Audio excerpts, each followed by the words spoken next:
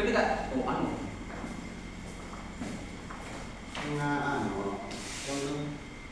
Kalau nggak kuat terus dilambaikan tangan ya. Oh, baca bareng. Bapak baru berikan kerja. Oh, nampak baca. Apa baru bisa apa tangannya membuka? Baik, sambil lalu saya buka. Assalamualaikum warahmatullahi wabarakatuh. Waalaikumsalam. Alhamdulillahirrahmanirrahim, kita panjatkan puji syukur dari Allah Subhanahu wa taala karena pada pagi hari ini kita diberi rahmat sehat, rahmat sempat sehingga bisa berkumpul kembali dalam rangka kegiatan komunitas belajar sekolah kita. Baik Bapak Ibu, hasil refleksi dari semester kemarin kita sudah pernah bincangkan bersama, kita sudah bisa diskusikan bersama bahwa kemarin setelah kita melakukan asesmen ada beberapa hal yang kemudian menjadi refleksi kita, diantaranya adalah kesulitan kita menentukan TP atau memasukkan TP di raport untuk laporan ke ya ke wali murid ya. Nah sebenarnya idealnya membreakdown atau membedah TP menjadi TP kemudian menjadi tujuan pembelajaran ini bisa kita laksanakan di awal tahun ajaran baru, tapi tidak ada yang tidak bisa kita lakukan. Kalaupun kemarin kita tidak melakukan itu, mari kita hari ini bersama-sama mencoba bagaimana caranya capaian pembelajaran itu kemudian menjadi tujuan pembelajaran. Nah, sebelum kita membreakdown atau memecah capaian pembelajaran menjadi tujuan pembelajaran, mari kita perhatikan dulu, pahami dulu apa sih sebenarnya itu CP, jadi capaian pembelajaran. Capaian pembelajaran adalah kompetensi pembelajaran yang harus dicapai peserta didik di akhir setiap fase. Jadi CP itu adalah hasil akhir yang harus dicapai oleh peserta didik di akhir setiap fase. Seperti yang kita ketahui, sejak kita menggunakan kurikulum Merdeka, kita acuannya adalah per fase. Jadi capaian pembelajarannya adalah per fase, bukan lagi per kelas atau per tahun. Ya, jadi capaiannya adalah per fase. Fase untuk di kurikulum Merdeka itu ada 1, 2, 3, 4, 5, 6, 7. Ada 7 fase. Yang pertama fase fondasi, yaitu di pendidikan PAUD, jadi di TK. Kemudian ada fase A untuk kelas 1 dan 2 SDMI sederajat. Kemudian fase B untuk kelas 3 dan kelas 4 SD. Fase E untuk kelas 5 dan 7 SD.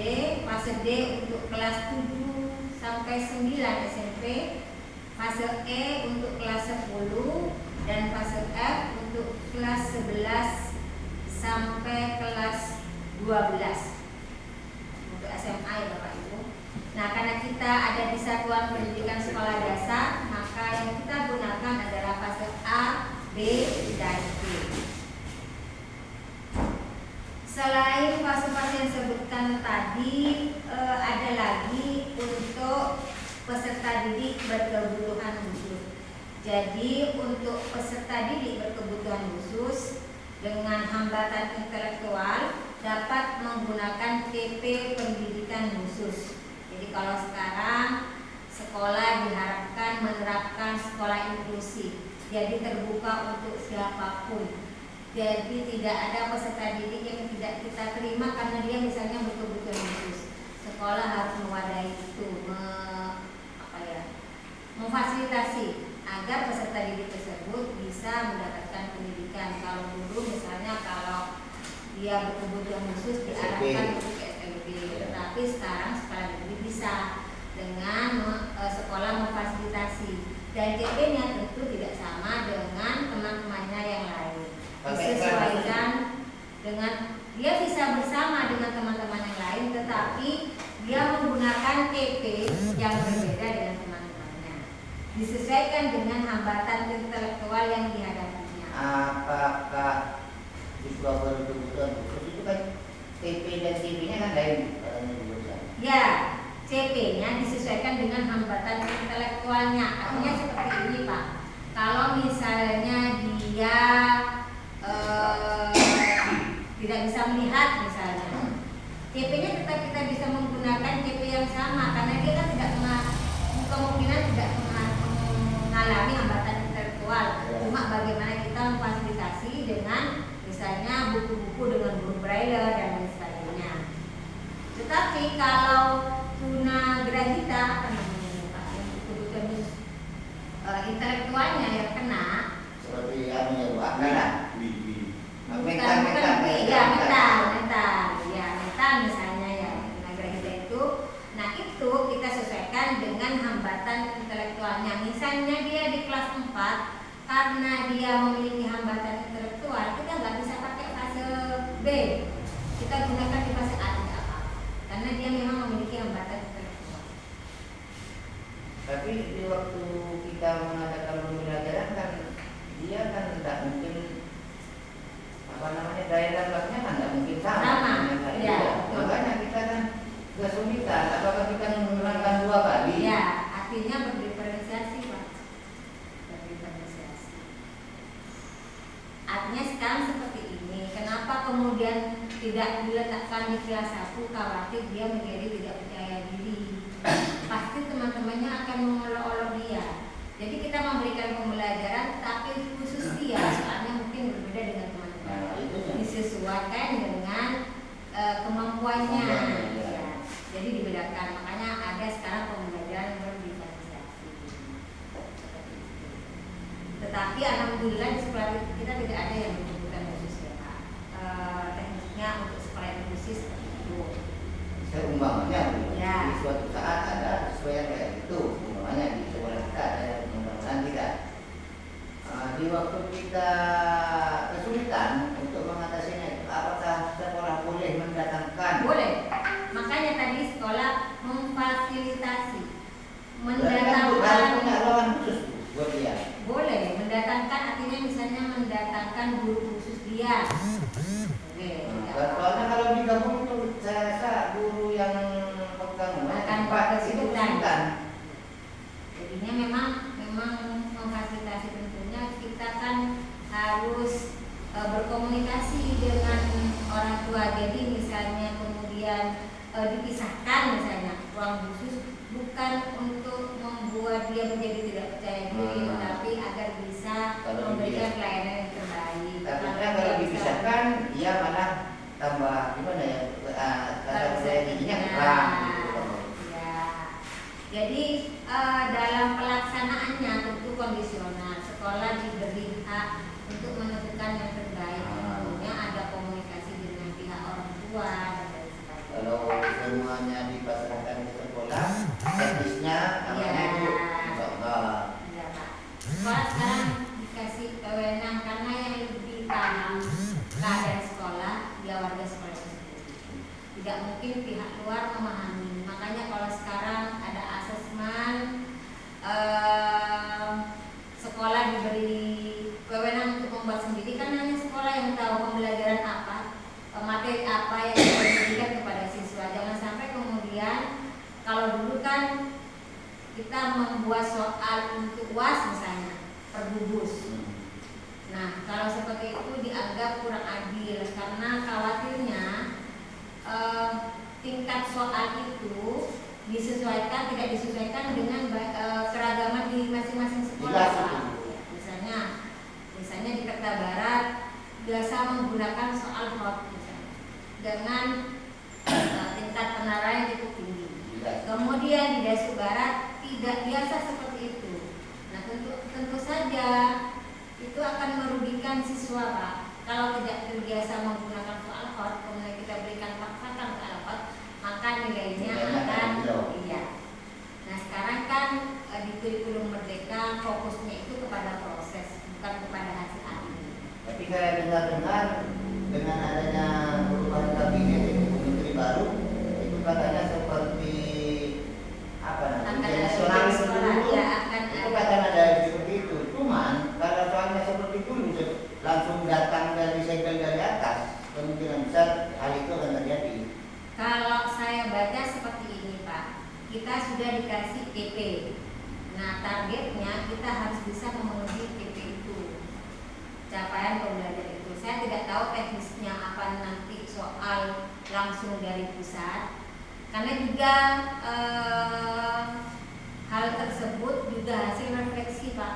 Karena kemarin-kemarin sampai viral bagaimana guru SMA itu nuntut guru SD murid-muridnya harus diajari nulis yang baik, karena di SMA ini sudah kelas 12, kemudian tulisannya tidak bisa dibaca. Itu contoh guru yang gimana Bu ya, kurang memahami soalnya masalah baik terus tanda bagusnya tulisannya itu dari karakter masing-masing. Padahal kan pendidikan itu bukan hanya karena kita di sekolah dasar kan Pak. Seharusnya kan memang ada kolaborasi dari SD, SMP, SMA. Kalau ada Nggak tulisan bisa. seperti itu yang dituntut pertama itu dokter Bu, kenapa dokter itu tulisannya nggak bisa Nah dibaca? iya, artinya seperti ini ada ternyata bagi saya ketika siswa saya berusaha mengerjakan itu sudah saya nilai dia sudah mau belajar, ya kan? Yaitu itu gunanya kita sharing. Sebenarnya kan tidak perlu seperti itu. Mungkin juga karena sudah lelah. Ya seharusnya kenapa sampai kelas 12? Seharusnya kalau kita mau merefleksikan diri tidak harus sampai kelas 12. Seharusnya ketika sudah kelas 10 tidak bisa dibaca kan ada koordinasi dari sekolah. Iya. Jadi tidak bisa kita menyalahkan satu Kelas sama 7 lain. aja, kelas Ya. 7 kelas yang dari SD itu Ya, kan itu ada. kan SMP Pak. Ah. Artinya kalau kita refleksi lingkup sekolah kita dulu, kita jangan keluar. Kenapa di sekolah saya seperti ini? Jadi guru tersebut tidak bisa kemudian Menyalahkannya di bawah. menyalahkan Iya.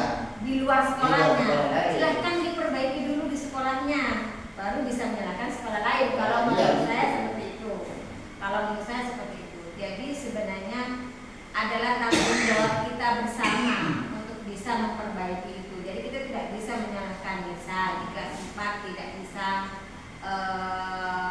penjumlahan misalnya, kemudian kita menyalahkan. Kelas 1, Ya, 2. iya, misalnya tidak ada seperti itu. Mari kita kerjasama. Apapun yang bisa kita perbaiki, mari kita perbaiki. Makanya kalau mulai adanya kurikulum merdeka ini, kita dibiasakan untuk merefleksi apa sih yang kurang, apa yang perlu diperbaiki. Kita sudah tidak seperti kurikulum 13 yang setiap harinya sudah ada materi pembelajaran. Kalau dulu kan PB1, PB2, PB3, PB1 kalau hari Senin maka di hari Selasa sudah tidak bisa mengajarkan PB1. Iya. Itu sudah berubah menjadi PB2. Secara administrasi kita terbantukan. Artinya program-programnya sudah jelas. Maretak Maria PB1 ya hari Senin sudah. Iya. Beda dengan di kurikulum merdeka. Cuma kan kita inginnya di prosesnya. Jadi kalau misalnya penjumlahan ya mari kita mantapkan mulai dari kelas 1, kelas 2. Jadi ada koordinasi antar guru, misalnya di fase A. Bu ini masih belum bisa membaca, mau kita naikkan ke kelas 2 di fase A, tidak apa-apa karena memang capaian pembelajaran terakhir di kelas 2. Kenapa TP sekarang per fase? Agar capaian pembelajaran itu lebih prosesnya bisa lebih lama dilakukan. Membaca misalnya kelas 1 belum bisa, naikkan kelas 2, ya tidak apa-apa kita ajari lagi. Kalaupun nanti di kelas 3, di kelas 2 masih belum bisa membaca, tidak mau dinaikkan, tidak apa-apa, kita komunikasikan dengan wali muridnya. Atau mau dinaikkan, kalau di kurikulum merdeka kan katanya tidak ada yang boleh tinggal kelas. Kalau tidak dinaikkan, dia akan mendapatkan pelayanan khusus untuk bisa membaca dulu. Jadi dia tidak mungkin bisa menjawab soal kalau membaca saja dia masih belum bisa. Nah ini sempat kemarin dibicarakan dengan Pak Wakil, dengan Kak Rima. Jadi saya coba kemarin pas setelah ujian saya coba anak-anak membaca kayak Ain, saya sudah mulai bisa. Memang perlu rutin Pak seperti itu. Secara berkala memang perlu paling tidak untuk sementara waktu anak-anak bisa membaca dulu. Walaupun mungkin secara harfiah dia belum bisa mengartikan, tidak apa-apa, yang penting dia bisa baca dulu. Nanti setelah dia lancar untuk membaca, kita bisa memberikan pembelajaran juga. Kalau bacanya seperti ini maksudnya seperti ini, nanti akan terbiasa. Umumnya anak-anak yang kesulitan membaca itu konsentrasi membaca dulu, jadi dia tidak mengerti apa yang dimaksud. Walaupun dia kadang bisa membaca, tapi kadang dia tidak memahami apa sih bacaan tersebut. Kadang kan kita boleh paboran mau sebutkan nama-nama hari. Napa kibu kadang tak apa Ya dari lingkungan kebanyakan kan kalau di sini bahasa Jawa-nya kan Madura. Ya. Kemungkinan besar untuk mentranslate ke bahasa Indonesia itu kesulitan. Ya. Makanya anak-anak dibiasakan untuk membaca buku Pak. Biasanya seperti ini. Satu orang membaca buku, nanti yang dibacakan dia coba untuk menceritakan. Kalau dia bisa menceritakan dengan baik, walaupun tidak plak sama dengan dia membaca menceritakan dengan versi dia, itu berarti dia sudah memahami. Tapi kemungkinan untuk saat ini anak-anak untuk mentranslate ke bahasa Indonesia itu kemungkinan jangan sejak dini. Soalnya apa sekarang kan teknologi, pengaruh teknologi. Itu malam itu. Nah, sementara untuk CP seperti itu. Nah, kita akan lanjutkan bagaimana caranya merumuskan TP dari CP, merumuskan menjadi TP dan yang lebih tinggi, umpamanya ini dia, antara CP dan TP itu mana lebih dulu? CP baik. CP, tapi di pengertian CP tadi, Ya. CP adalah tujuan yang harus dituntaskan. Iya. Nah, Tujuan akhirnya nanti itu Pak. CP kan? Nah, berarti kan lebih utama CP daripada Iya. TP.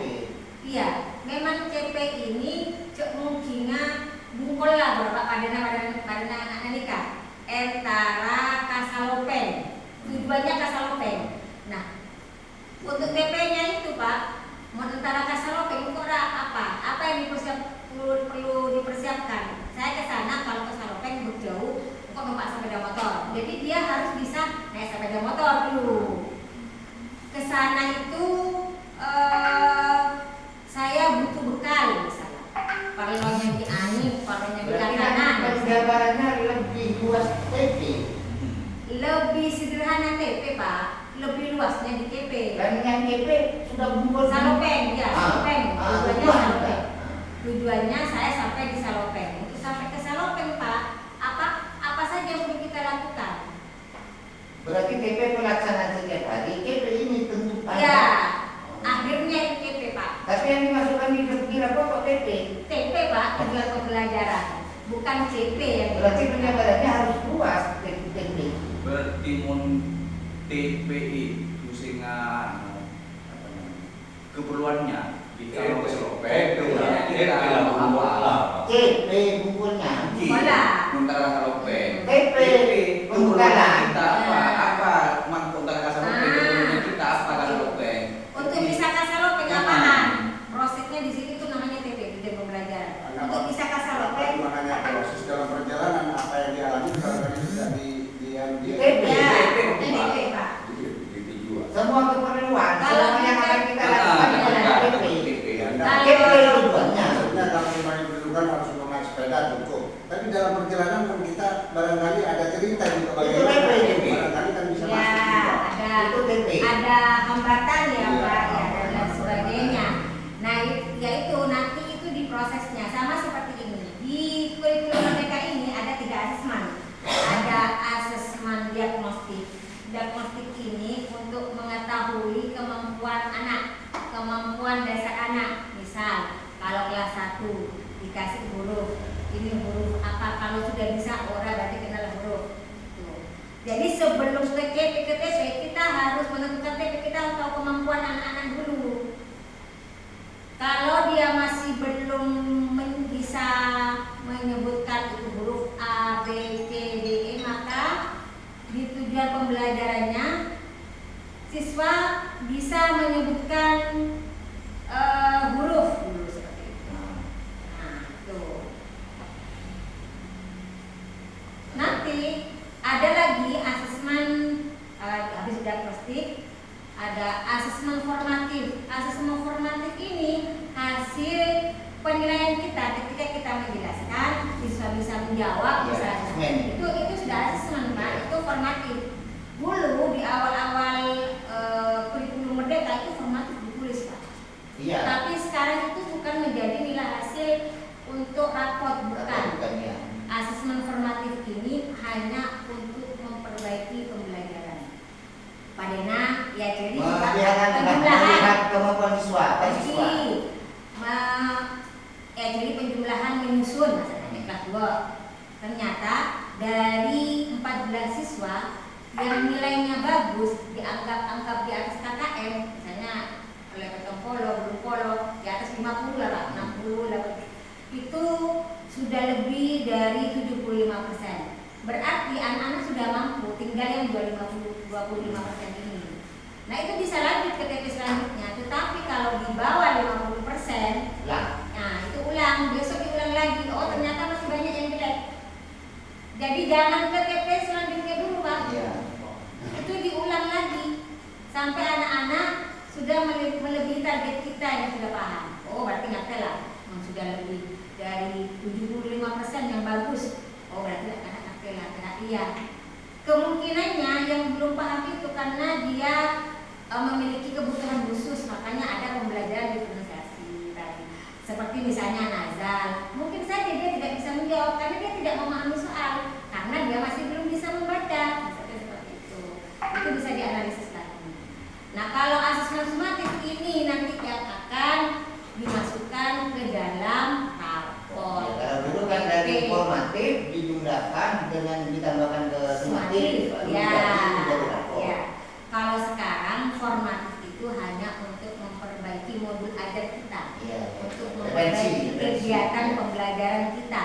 Kalau misalnya anak-anak masih belum tuntas di PP ini, pertemuan selanjutnya boleh diulang PP itu Iya. sampai Ya, sesuai dengan target kita. Ya. Berbeda kan Pak kalau K13. Kalau K13 hari ini indikatornya itu harus selesai. Cuma kita memang mudah dalam membuat administrasi kelas. Misalnya program semester kita mudah karena itu sudah harus selesai sudah. Tapi kalau ini kan memang harus bukan susah. Cuma mungkin kita ubah lagi biasanya di satu materi itu 1 minggu targetnya, ternyata pada pelaksanaannya tidak selesai, itu tidak apa-apa. Sekarang kan tidak terpaku pada tuntas tidak tuntasnya, sampai Ya, mana itu penilaian? ada prosesnya seperti itu. Lebih baik. Tapi tetap itu menjadi target kita. Ya. Siapa pembelajar itu menjadi target kita. Tapi Bu ya, Ya. masalah CP ini, kan kita ini sudah dibagi sudah tiga fase A dari 2, B dan selanjutnya. Kami ini seperti FT dan gimana ya? Ya. Di dalam CP-nya itu kan sama. Ya, sama Pak. Iya kan Bu? Ya, betul. Sama, fase C itu sama. Terus kan sedangkan PP itu adalah